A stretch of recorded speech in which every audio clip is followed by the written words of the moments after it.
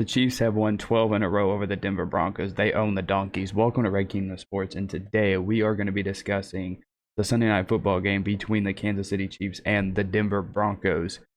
And the Chiefs defeated them 22-9. And there's many different ways you could look at this game, to be honest. Offensively, not good. Defensively, one of their best performances of the entire season. Like, the defense in the last 5 games has been amazing, and the offense has put together, I feel like, one good game really since the beginning of the season. I'll be honest, one fairly solid game.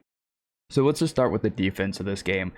The defense absolutely was electric in this game. It was a shutdown, troublemaking defense the entire night. It gave Teddy Bridgewater trouble, and that offense trouble the entire night. Now, their running back, Javonte Williams, I think is his name, he absolutely had a night. Like, he went off for almost 200 or something, like 200 total scrimmage yards. Like, he had a really, really big game for the Broncos offensively.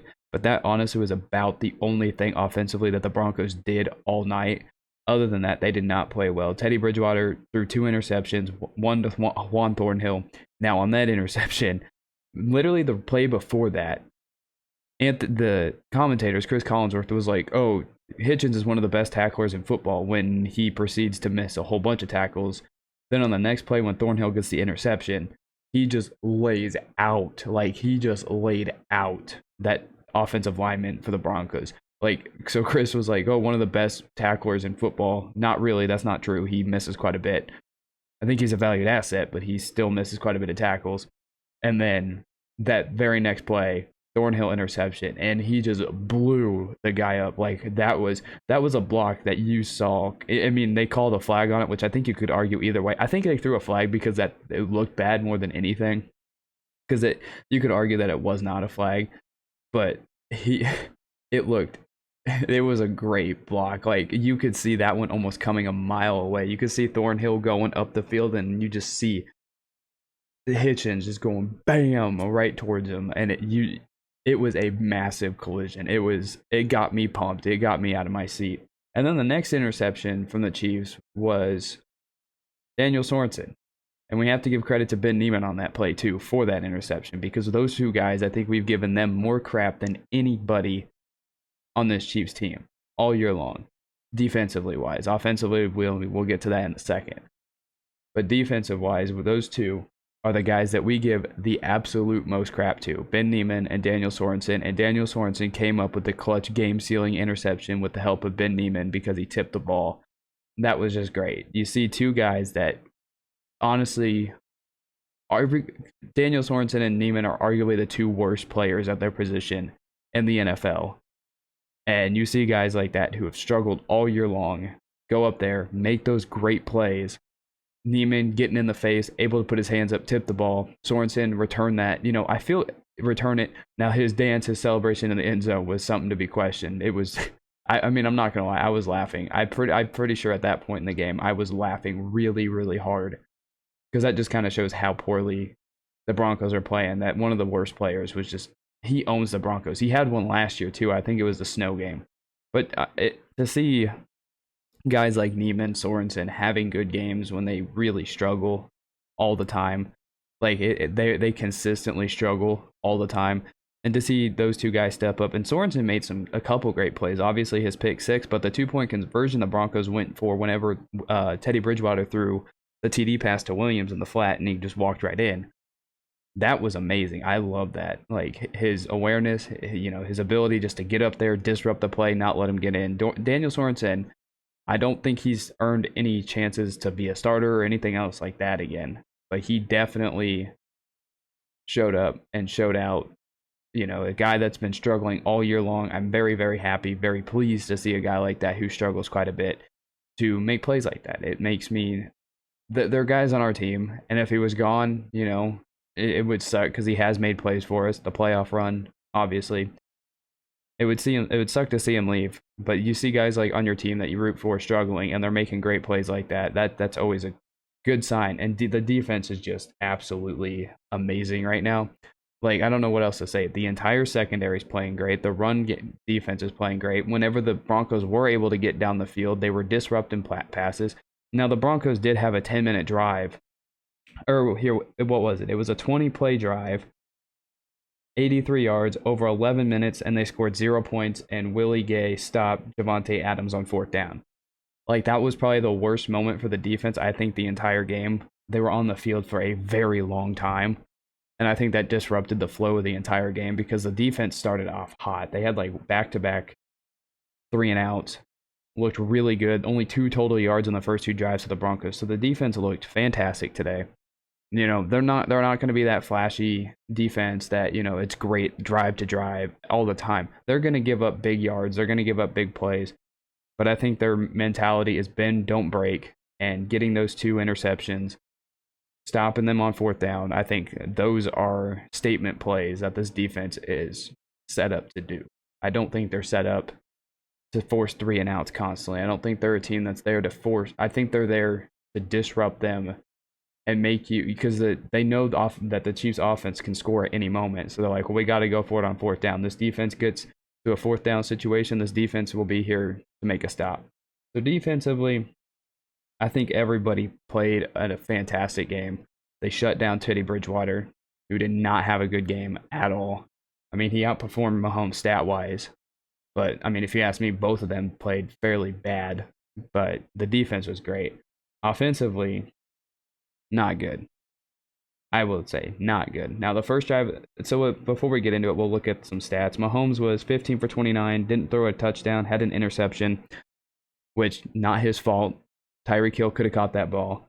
And he did have the only offensive touchdown, the rushing touchdown. Clyde, 14 carries, 54 yards, and Darrell Williams has honestly been our best receiver, it feels like, of late.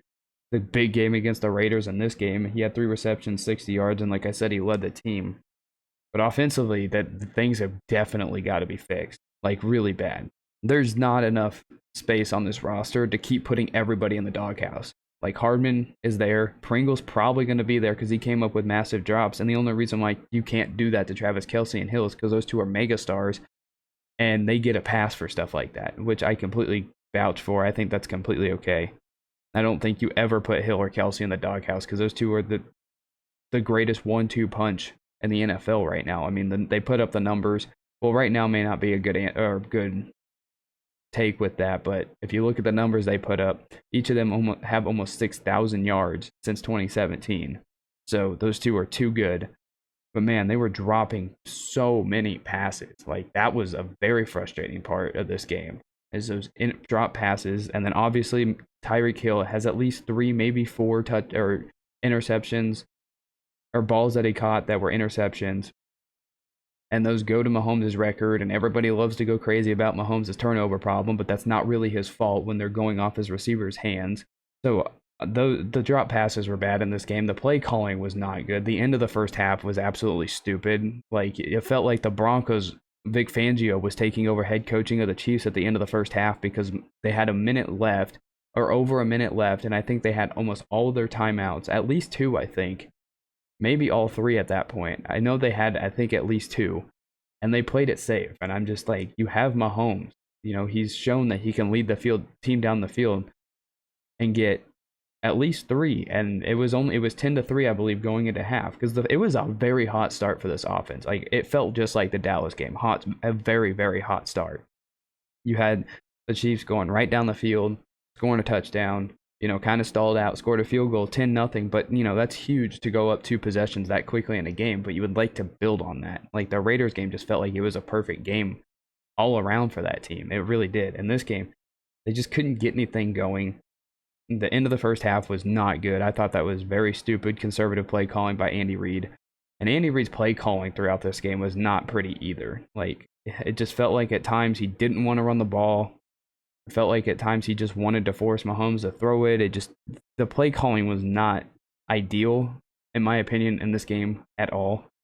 I felt like it could have been much, much, much better. I feel like, I don't know, it felt like Andy Reid was either coaching scared or something, or he wanted to rely on the defense because it was a 4th and 2, really, it was definitely within the 10. And they didn't go for it on 4th down. And I'm like, well, even if you don't go for it, your defense is playing well. And I understand the mindset, get the points, defense is playing well. But at the same time, the defense is playing well. If you don't get it, the defense has shown the last 5 weeks. Because the last 5 weeks, all wins, the defense is giving up just over 11 points a game. 17 to the Giants, 7 to the Packers, 14 to the Raiders, 9 to the Cowboys, and 9 tonight to the Broncos.